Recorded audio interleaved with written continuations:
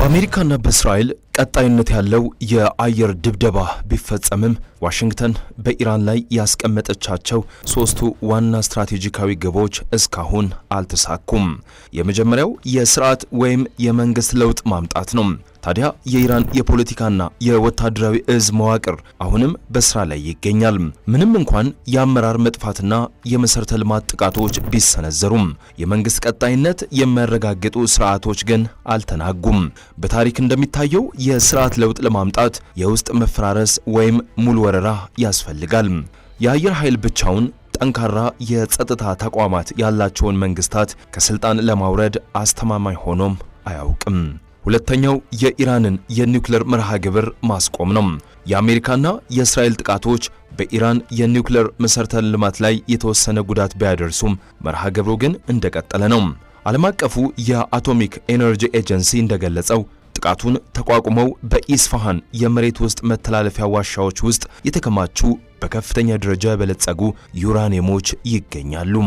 የኢራን የኒውክሌር ግንባታ ሆን ተብሎ የአየር ድብደባን በሚቋቋም መልኩ በመሬት ውስጥ በጥልቀት የተገነባ በመሆኑ የጥቃቱን ውጤታማነት ገድቦታል።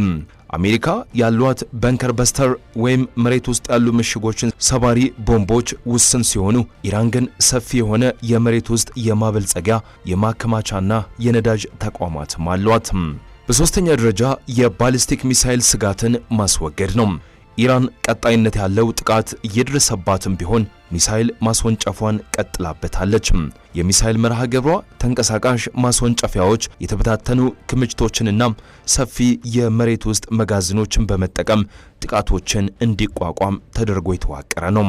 እነዚህ ስርዓቶች በተለይ የአየር ጥቃቶችን ተቋቁመው አጸፋዊ እርምጃ ለመውሰድ በሚያስችል መልኩ የተነደፉም ናቸው። ለኢራን ከዚህ ሁሉ ጥቃት መትረፍ ብቻውን እንደ ስትራቴጂካዊ ስኬትም ይቆጠራል። ሀገሪቱ የአሜሪካን ወታደራዊ ጫና ተቋቁማ ከቀጠለች ይህ የዋሽንግተንን የረጅም ጊዜ የማስገደድ ስትራቴጂ ውድቀትና በመካከለኛው ምስራቅ የአሜሪካ የበላይነት መሸርሸሩን የሚያሳይ ምልክትም ይሆናል። ውጤቱም ኢራን ቀጠናዊ ኃይል ሆና መቆየት ብቻ ሳይሆን በአሜሪካ የበላይነት ፈንታ በአካባቢው ሀገራት በሚመራ አዲስ የቀጠናው ስርዓት ውስጥ ወሳኝ ሚና እንድትጫወት እድልም ይሰጣታል። በሌላ በኩል በአሜሪካና በእስራኤል በኢራን ላይ የሰነዘሩት ጥቃት ለዓለም አቀፍ የረሃብ አደጋ መንስኤ ሊሆን እንደሚችልም እየተነገረም ይገኛል።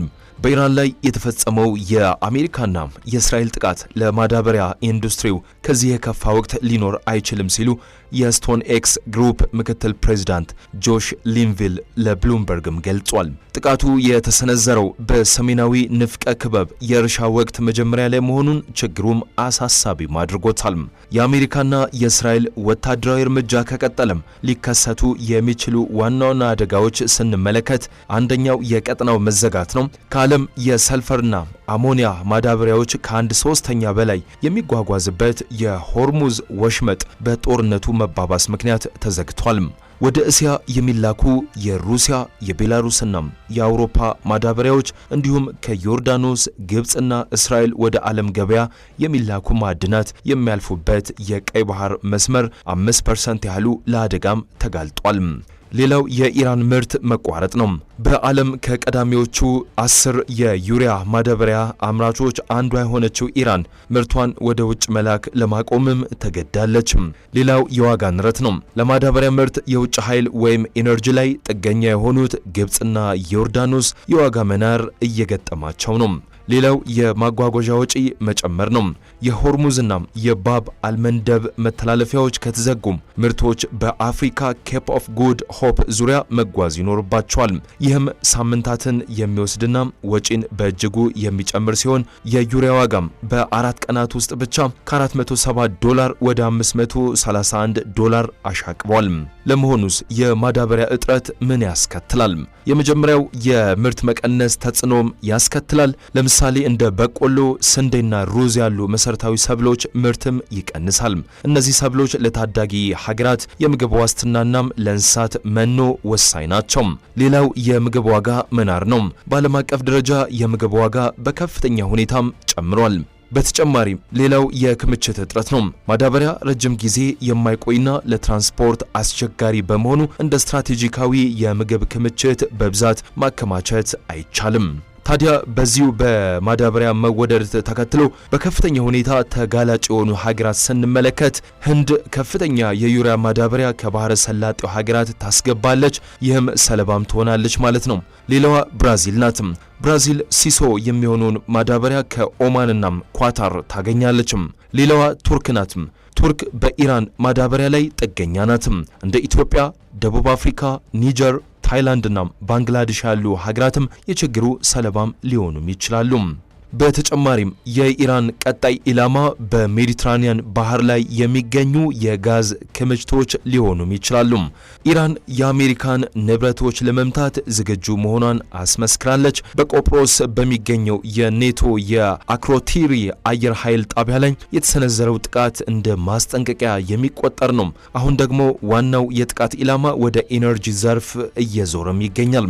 ቆጵሮስናም እስራኤል በምስራቅ ሜዲትራኒያን ባህር ላይ እንደ ሌዋታን፣ ታማርና አፍሮዳይት ያሉ ግዙፍ የተፈጥሮ ጋዝ ክምችቶች ባለቤት ናቸው።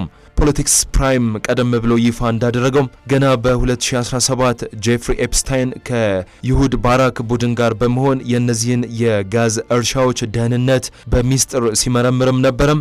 ያ ስጋት ዛሬም እውን ሆኗል። ኢራን ጥቃቱን ልትሰነዝር የምትችልባቸውና ቆጵሮስናም እስራኤል ከፍተኛ ጥንቃቄ ሊያደርጉ የሚገባቸው ምክንያቶች አሉ።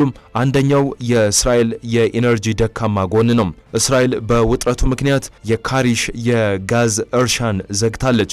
በሌዋታንና ታማር ላይ ሙሉ ጥቃት ቢሰነዘር የእስራኤል 71 በመቶ የኤሌክትሪክ ኃይል ይቋረጣል። ሀገሪቱ ሙሉ በሙሉ እንቅስቃሴዋም ይገታል።